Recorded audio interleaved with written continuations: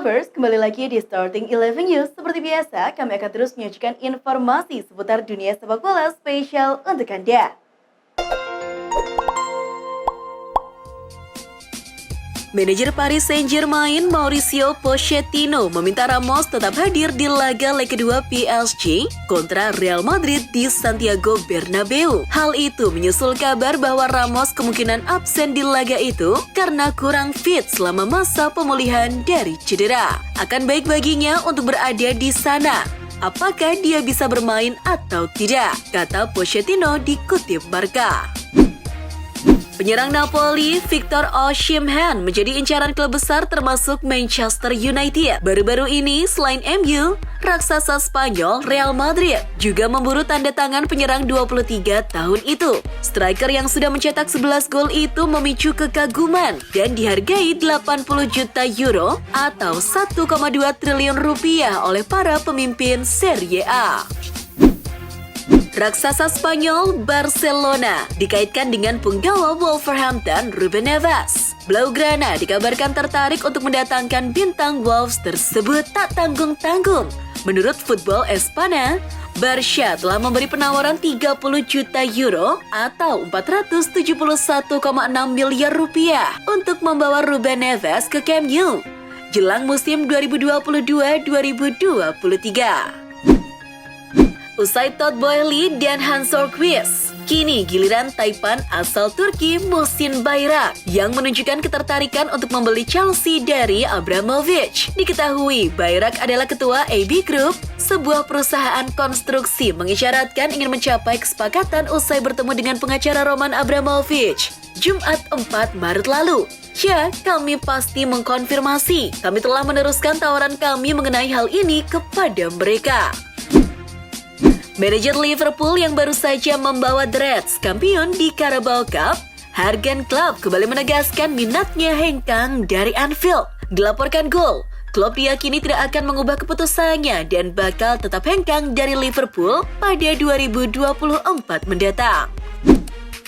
Penyerang Manchester United, Edinson Cavani, memberi sinyal akan hengkang dari MU akhir musim panas nanti, tepat ketika kontraknya sudah habis. Cavani merasa apa yang ia harapkan di MU tidak tercapai. Pemain 35 tahun ini membuka opsi untuk pindah ke La Liga, kendati gosip yang muncul justru ia bakal merapat ke klub Argentina, River Plate.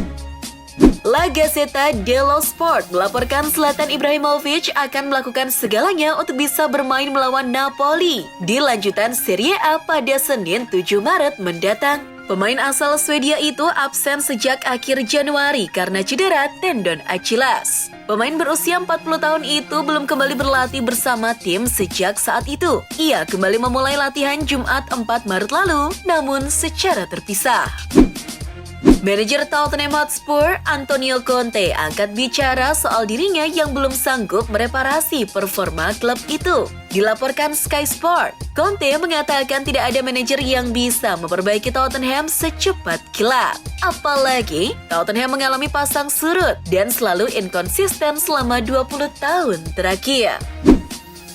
CEO Atletico Madrid Miguel Angel Gilmarin jelaskan bagaimana caranya agar La Liga mampu bersaing dengan Premier League. Jika kami ingin membangun liga yang dapat bersaing dengan Liga Premier, Liga Global perlu untuk memodernisasi, mendigitalkan, dan membangun infrastruktur agar para penggemar dapat menikmati pengalamannya. Katanya seperti dikutip Football Espana. Pelatih Leeds United asal Amerika Serikat yang baru saja ditunjuk, Jesse Marsch, mendapat stigma buruk menurut ESPN meskipun ia dijuluki Ted Lasso-nya Leeds. Namun, stigma buruk pelatih Amerika Serikat di Eropa masih sangat kentara. Terlebih sejauh ini tidak ada cerita pelatih Amerika Serikat yang sukses di Eropa. Liverpool berhasil mengalahkan West Ham 1-0 di Anfield pada lanjutan partai Premier League pekan ke-28. Gol satu-satunya The Reds dicetak oleh Sadio Mane di menit 27. Kemenangan ini membuat Liverpool terus ketat menempel Manchester City di puncak klasemen. Chelsea berhasil memetik 3 poin atas lawatannya ke kandang Burnley di Premier League. The Blues sukses menang telak 0-4 lewat brace Kai Havertz dan masing-masing gol dari Reece James dan Christian Pulisic. Anak asuh Mourinho berhasil memetik 3 poin di kandang saat berjumpa Atalanta di lanjutan Serie A. Roma mampu menang tipis 1-0 berkat gol striker andalan mereka, Tammy Abraham. Real Madrid semakin mantap di puncak klasemen La Liga usai pasukan Ancelotti itu menang telak 4-1 atas Real Sociedad. Gol El Real dicetak oleh Camavinga, Modric, Benzema, dan Marco Asensio. Sedangkan gol Sociedad dicetak oleh Mikel Oyarzabal. Di luar dugaan, pasukan Galacticos PSG harus mengakui kekalahan 1-0 atas Nice dalam lanjutan Ligue 1. Gol Nice lahir dari pemain Delort di menit akhir babak kedua, yakni 88. Bayern Munchen kembali goyah di puncak klasemen Bundesliga karena hanya mampu bermain imbang 1-1 saat menjamu Bayern Leverkusen. Gol Munchen dicetak Niklas Sule di menit 18, sedangkan gol Leverkusen lahir berkat bunuh diri Thomas Muller di menit ke-36. Cristiano Ronaldo belum berkumpul kembali dengan skuad Manchester United menjelang derby melawan Manchester City. Ia bersama Luke Shaw dan Edinson Cavani terlihat tidak terdaftar dalam list beberapa pemain yang berkumpul untuk bertandang ke markas City. Terlepas dari itu, kehilangan seorang Ronaldo dalam partai penting ini sangat berpengaruh bagi MU. Terlebih ia sebenarnya ingin menunjukkan pada Pep jika Pep salah tidak merekrutnya musim panas lalu. Penggemar Chelsea meneriakan dan menyanyikan chant mantan bos mereka Roman Abramovich di kandang Burnley saat pertandingan berlangsung. Chant itu tentu imbas dari rasa terima kasih para fans Chelsea atas jasa-jasa yang telah diberikan Roman Abramovich bagi Chelsea. Momen itu juga disambut fans Chelsea dengan solidaritas mereka juga tentang Ukraina.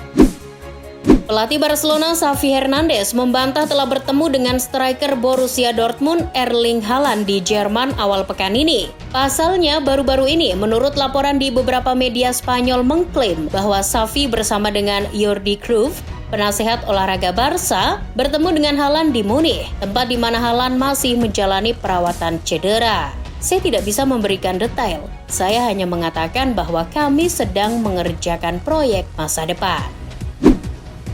Momen kocak sekaligus sindiran yang terjadi dalam sesi latihan Arsenal ketika kiper Arsenal, Aaron Ramsdale, menendang dengan sengaja pantat bek Arsenal Gabriel.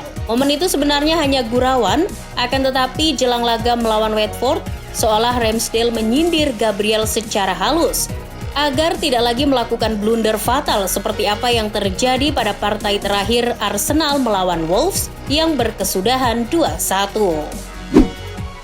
Bek Atalanta Mary Demiral sangat marah dengan striker Roma Tammy Abraham. Ia menunjukkan bekas lukanya di media sosial dan juga menuntut kartu merah diberikan pada Abraham pada saat Roma bertemu Atalanta di laga Serie A. Demiral menunjukkan gambar bekas luka yang menampilkan tanda luka di lutut dan tulang keringnya. Insiden itu tampaknya tidak disengaja karena Abraham jatuh di atas kaki Demiral setelah melakukan tackle.